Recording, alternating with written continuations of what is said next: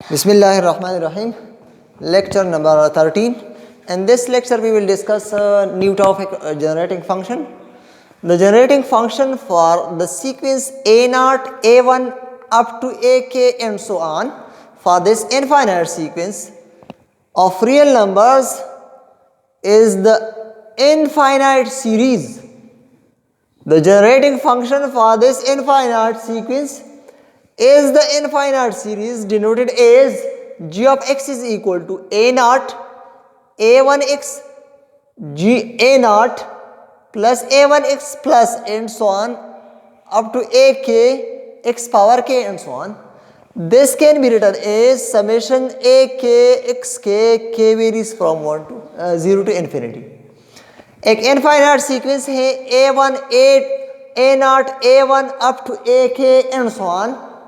अब इसके लिए जनरेटिंग फंक्शन इस तरह डिफाइन किया जाता है g of x is equal to a0 plus a1x plus a2x square plus a3 x cube up to ak xk.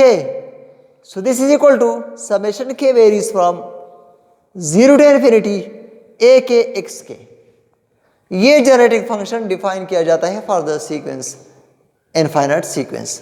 For example the generating function for sequences ak where ak is equal to 3, ak equal to k plus 1 and ak is equal to 2 power k. ये 3 sequences है, definite sequences हैं. इसके लिए अगर आप generative function define कर रहे हैं तो ak इक्वल टू 3 के लिए आप इस तरह डिफाइन करेंगे summation k varies from 0 to infinity 3xk and for k plus 1 you can define summation k varies from 0 to infinity k plus 1 xk. इसका मतलब है कि ये कोफिशिएंट्स लिया जाता है और इसके साथ जो सीरीज है xk इसका ये कोफिशिएंट उस सीरीज के हर टर्म्स के साथ मल्टीप्लाई किए जाते हैं. एंड 2k के लिए summation 2k xk where k varies from 0 to infinity respectively. These functions are generative functions can be defined for these 3 sequences. Now note we can define generating function for finite sequence. हमने infinite sequence के लिए define किया. अब हम generating function को finite sequence के लिए भी डिफाइन कर सकते हैं of real numbers by extending a finite sequence a0 a1 an into infinite sequence. एक फाइनाइट सीक्वेंस के लिए हम जनरेटिंग फंक्शन डिफाइन कर सकते हैं by extending this finite sequence to infinite sequence by setting an plus 1 equal to 0, an plus 2 equal to 0 and so on. अगर आपके पास एक फाइनाइट सीक्वेंस है a1 a2 a3 up to an. अब हम generating function इसके लिए define करते हैं तो an के बाद जो टर्म्स हैं an plus 1, an plus 2, an plus 3 ये सारे हम 0 लेंगे. Bye setting an plus 1, an plus 2 and so on to 0 we can define generating function of this infinite sequence. An is a polynomial of degree n because no terms a j x j where j greater than n occurs. देखिए आपके पास n terms है, इसके लिए हम generating function define करते हैं. So but generating function can be defined only for the infinite sequences. So इसको हम इनफाइनाइट बनाते हैं by setting remaining elements 0. So infinite 0 लेके ये इनफाइनाइट सीक्वेंस बन जाता है. अब इसके लिए जो जनरेटिंग फंक्शन बनेगा वो a0 plus a1x plus a2x square plus and so on up to an x square an xn बन जाएगा. अब जो रिमेनिंग टर्म है a x 0 x n plus 1 plus 0 x n plus 2 and so on, उसके coefficient 0 है इसलिए ये terms हम नहीं लिखते. So we can define generating function for finite sequence of real numbers by extending a finite sequence a0 a1 up to an to infinite sequence by setting an plus 1 0, an plus 2 0 and so on. So generating function of this infinite sequence an is a polynomial of degree n. No terms a j x j where j greater than n occurs. ये n degree polynomial इसलिए है क्योंकि ऐसा term नहीं है ए जे x जे जिसमें j greater than n हो, n के बाद मतलब j n प्लस 1 हो, n के बाद कोई टर्म नहीं है ऐसा term. Now for example generating function for sequence 1 1 1 is, ये सीक्वेंस है फाइनाइट सीक्वेंस है, इसके बाकी टर्म्स हम n 0 लेंगे. So generating function for this sequence is, coefficient इसके सारे 1 हैं, टर्म्स 1 है इस सीक्वेंस के, जो इस सीक्वेंस को एज ए कोफिशिएंट लिया जाता है. So generating function g of x equal to 1 plus x square plus x cube plus x 4 plus x 5, 6 terms हैं. But this is equal to x6 minus 1 divided by x minus 1. So the generating function for this sequence is x power 6 minus 1 divided by x minus 1, where x not equal to 1. Don't worry about g of 1 is undefined. आप देखिए अगर आप यहाँ g of 1 put करते हैं तो x minus 1 ये undefined आता है, बट ये x इक्वल टू 1 के लिए आपको परेशान नहीं होना, क्योंकि ये जो जनरेटिंग फंक्शन है 1x plus x square plus x cube plus x 4 plus x 5, इसमें अगर आप 1 पुट करते हैं तो यहाँ कोई टर्म्स अनडिफाइंड नहीं आता. ये जब आप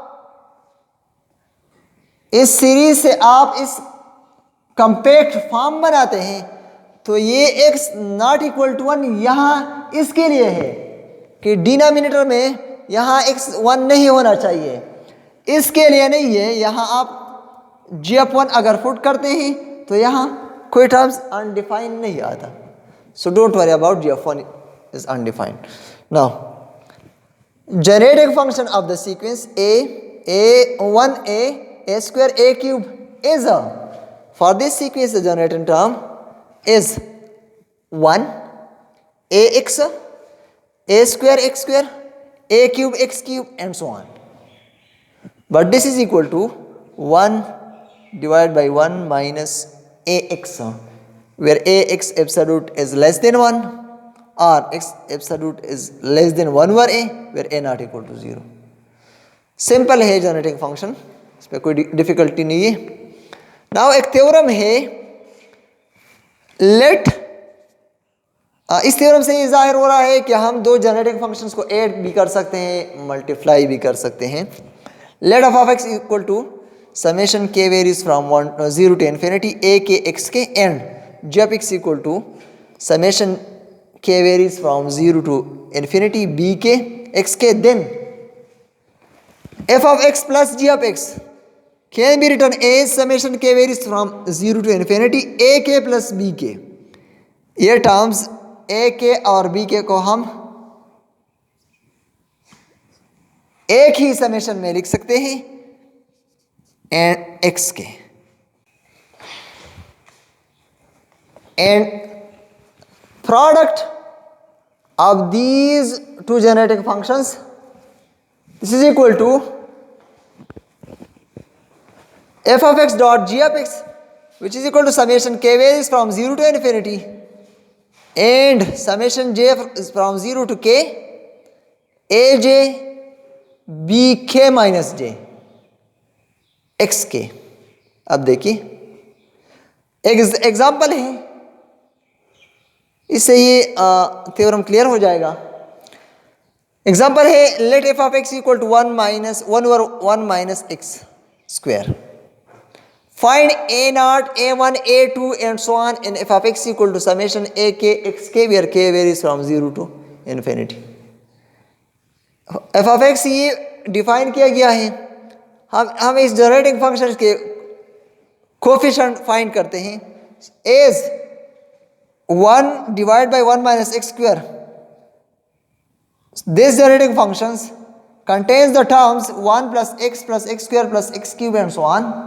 You can write it in summation form. K varies from 0 to infinity summation xk. Now, using this theorem, 1 over 1 minus x square can be written as 1 over 1 minus x and 2 1 over 1 minus x. मैंने इसको product में लिख दिया, दो functions बनाए लिए इस एक फंक्शन से।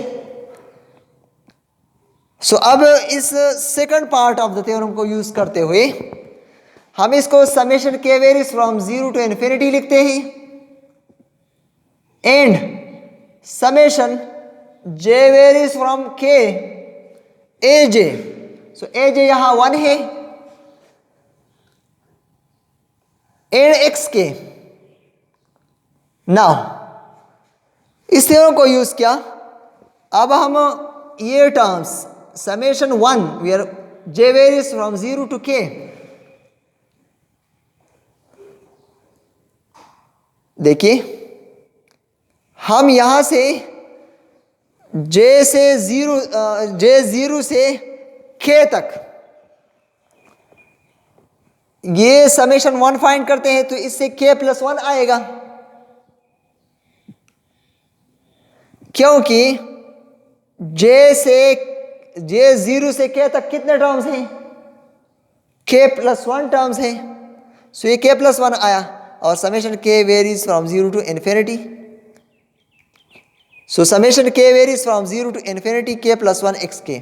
अब आप इन दोनों को कंपेयर करके सो आपसे जो आपके जो कोफिशिएंट से a k will be equal to a k is equal to k + 1 where k varies from 0 to 1 to up to infinity. So ये हमने जनरेटिंग फंक्शन से कोफिशिएंट्स सीक्वेंस के कोफिशिएंट्स फाइंड किए। So thank you for watching.